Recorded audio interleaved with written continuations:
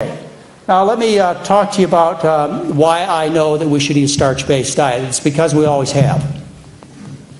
We've always have eaten a starch-based diet. All large, successful populations of people, without exception, all large, successful, trim, healthy populations of people throughout all of verifiable human history have obtained the bulk of their calories from starch. Okay, let's go over it again. All large, successful populations of people, no exceptions. I mean, if you have an exception, tell me. I've been talking about this for several years, and so far I've heard of no exceptions.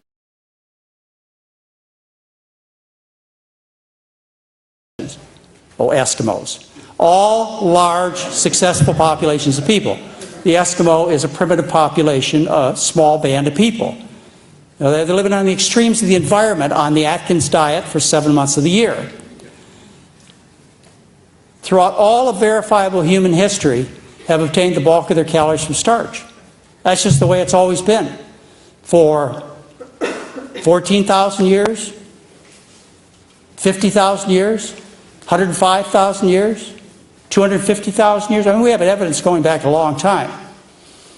Like, for example, you have this particular structure that was found in the center of the village, in a village that was discovered near the Dead Sea. And the purpose of this was to store the barley, which is the primary source of nutrition in the Middle East, at least 11,000 years ago. The Middle East, that area of the world, was known as the bread basket because they lived on barley and wheat. The Aztecs and the Mayan civilizations lasted between 800 and 1,300 years. These are known as the people of the corn. Yeah, they lived on corn. That was their diet, was corn, and a few vegetables and a couple human hearts here and there. In millet, in Africa it was millet. In Asia it's been rice. In Egypt, wheat, barley. In South America, potatoes. This has a lot of energy in it. The energy is simple sugars, so they're metabolized quickly to satisfy the hunger drive and provide long-term energy needs. So you can get energy from these in large amounts. Fruits.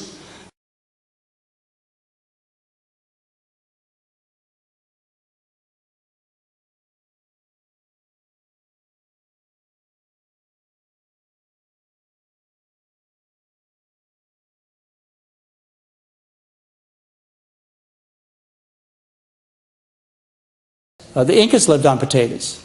In Peru today, there are over 400 different species of potatoes known, and they are still potato eaters in Peru. The Incas lived on potatoes until they went to battle, and then they switched to quinoa because they thought it would give them more strength. In ancient villages, populations in the Andes, they prepared freeze-dried potatoes for times when things were difficult. They would take the potato, harvest it at night. Because they were in the mountains, it would freeze. In the daytime, it would dry. And they made freeze-dried potatoes called chuño, which they would store for as long as 10 years in dry places. And so when times are tough, the village survived on freeze-dried potatoes thousands of years ago. If you look around the world, you'll find in various populations throughout history, and even today, about half the world still lives on starch-based diets, you will find that all large, successful populations of people have lived on starch-based diets. That is a very good argument as to why you're a starch eater. But that's not what archaeology says to some people. Some people say, no, we were hunter-gatherers with an emphasis on hunting. Especially the paleo people tell you this. And I've written some critiques about the paleo diet that you might be interested in reading from my website. But the reason old ancient archaeologists, you know, those living 70 years ago, 150 years ago, the reason they considered us hunter-gatherers with an emphasis on hunting is they went to the village, dug around the fire pit, they found bones and stone tools and cut from the stone tools on the bones, and that's why they said that we were basically meat eaters. They found no orange peels. After 50,000 years, no corn husks, no potato peels, and that is why you look at the scientific research and discussions among archaeologists, that's why they made such a huge mistake. is because they looked at the bones and tools. Modern archaeology is more sophisticated, and they look for other details in these sites that would indicate more reliably what we used to eat. Like, for example, in this population in East Africa, in Mozambique, they dug around the village site, which was dated to 105,000 years ago, and what they found were these. You know what these are, right? Starch granules. They're starch grains, they're amyloplasts. And that's what they found. Concluding that people 105,000 years ago lived on starches. This is a fun one. This is from 44,000 years ago, from the Neanderthals. Multiple skeletons of Neanderthals from the cold northern Atlantic to the warm Mediterranean were examined, and they looked for evidence of what they ate between their teeth, and they found these between the teeth of the Neanderthal. Remember, the Neanderthal is the fiercest hunter around, so they think, but that's not true. They found these between the teeth, which indicated, and by the way, these are cooked starch granules. These are modern-day cooked starch granules. They found cooked starch granules between the teeth of Neanderthals.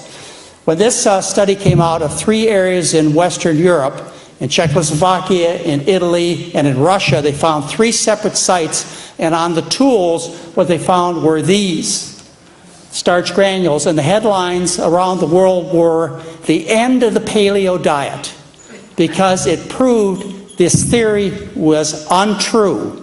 These people are lying, and they know they're lying because they know the archaeology as well as I do.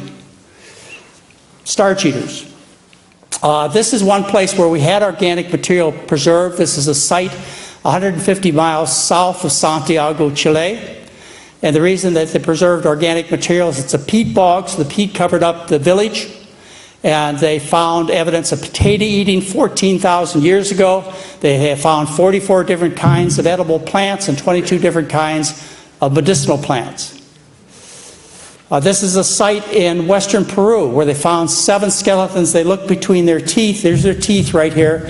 They looked between the teeth and they found these. In fact, it's so characteristic, the starch granules, you can tell exactly what starches these people ate. They found evidence of potato eating, bean eating, various grains that they ate that they could identify.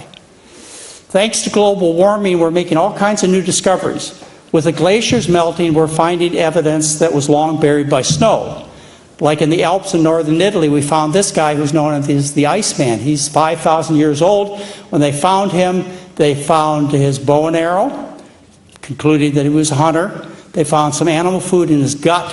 But when they analyzed his hair, which is an extremely reliable indicator of what long-term eating patterns are, they declared this man a vegan. He lived on wheat. Oh, I like this one. This is really fun. You may want to look this one up on the internet and show it to some of your macho male friends who are trying to be tough and strong.